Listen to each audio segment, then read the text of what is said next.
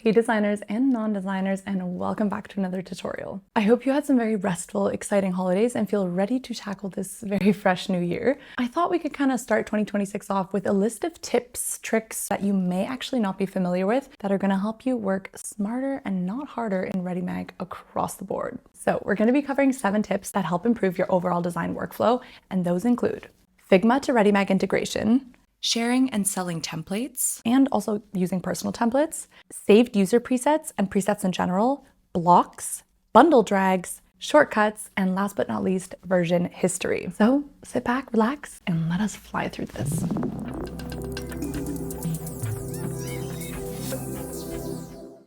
We're going to start with Figma to Readymag integration. This is really great for any designers who don't want to start with a template or a blank page in Readymag and typically workshop their designs in Figma first anyway, which is honestly a lot of us. The Figma to Readymag plugin lets you design fully in Figma and then import your designs directly, like layouts, images, and structure intact, right to Readymag to bring it to life further with interaction and animation. You just download and open the plugin in Figma, copy your whole frame or all elements you want by clicking Command-C, and then paste directly into place in Readymag by clicking Command-Shift-V. Make sure your frame size has the correct dimensions for your screen so everything is scaled properly between Figma and Readymag. You'll notice your design elements will automatically transform into the text, shape, and image widgets, and you can animate, design, add videos, and add interaction further from here.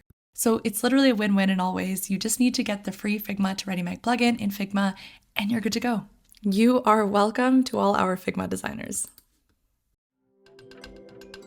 Tip 2 is one of my personal faves, sharing and selling templates, which is basically our new initiative that lets Readymag users create and sell templates right on our site for other people to use. We also have an entire YouTube tutorial actually already dedicated to this that walks you through how to do all of this step by step that we have linked at the top of the screen. This is an awesome way for designers to earn a side income from digital products and also really helps other people who are short on time or energy or even design skills with building something insanely cool for their project without starting from scratch or from a more generic template.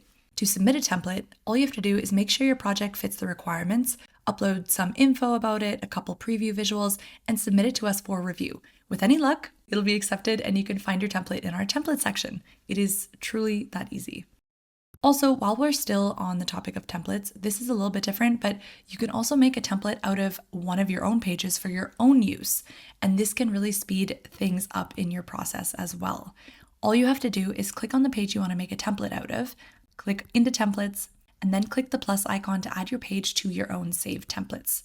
Now, if you want to use that page and add it across any of your other projects, you just go into pages, click into templates, and click your page, and it's added. There you go. Tip 3 is saved user presets.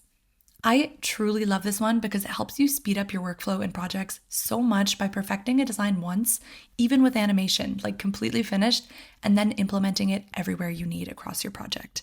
Think of it like a template, but instead of having an entire page as your template, it's just a template of a specific element.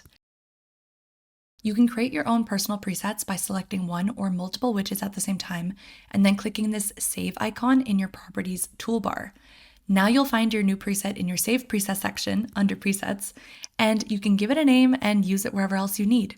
Presets are fully editable too, and you can make any further modifications once you've added it to your project. If you want to edit the preset directly, just make edits to your new design in the Readymag editor, and then select everything and save it again as a new preset.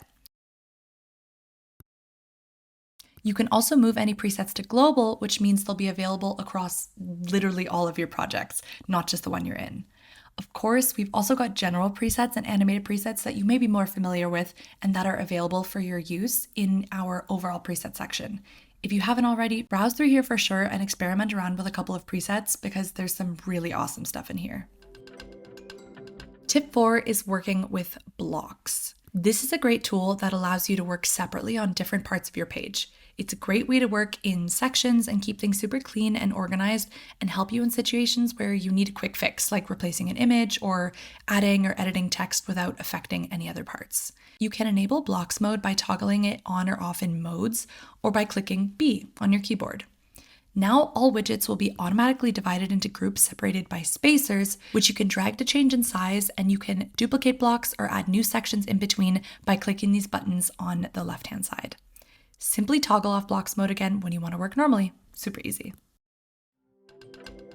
Tip 5 is a pretty quick one and also leads us really well into our 6th tip, and it's working with bundle drags. A bundle drag allows you to essentially make room for a new widget, for example, by binding all widgets below it together to drag them up or down the page all together without having to move everything independently. This is obviously very useful when you've got a bunch of elements on your page and need to slide them around in bulk. All you have to do is select the widget you want to move everything down from and hold the V key on your keyboard while you drag. This is truly one of the best shortcuts ever. Okay, and this leads me very well into our tip 6, which is shortcuts in general. There are a bunch of extremely useful shortcuts you can use to speed up your workflow like crazy in Readymag. I'm going to put them on the screen right here for you to screenshot if you want, but these are some of my favorites. W adds a widget. P is for accessing preview mode. Obviously, Command-Z for undo action and Command-Shift-Z for redo action. H and G to toggle on and off your grid and guides. And Command +- to zoom in or out of your artboard or canvas. Finally, my very last workflow tip for today is utilizing version history. You probably know at this point that at Readymag, we're super big on experimentation. We love it in other people's work and definitely live by those principles ourselves. But sometimes you can go too far and realize you've over-experimented and want to go back to a previous version of a design. But no stress here, we've got an easy fix for that. You just go into your version history, and depending on your Readymag plan, you'll be able to go back minutes, hours, or days into different snapshots of your project, select it, and keep designing from there. This means nothing in your design is truly set in stone unless you want it to be, and you do not need to design and redesign twice, and there's always a creative safety net waiting for you when you need it. Okay, we did it. Well, those are all my tips for today to help you work more efficiently and playfully in Readymag. Remember, knowledge is power, and so the more you actually get to know a tool, the deeper you'll be able to go into your own creativity and create things you wouldn't even have been able to envision before you knew what was possible. So that's it for me today. Happy New Year, happy designing, and we'll see each other in the next tutorial.